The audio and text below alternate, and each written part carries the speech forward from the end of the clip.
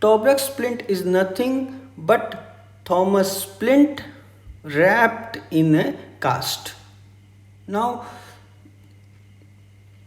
during Second World War, it was found that the transfer of the patient with Thomas splint was painful and it was difficult to maintain the reduction or the fixed traction. So they come up with idea that what they did was the limb was placed in traction in the Thomas splint as normally done, and then the limb and the splint together wrapped in plaster of Paris.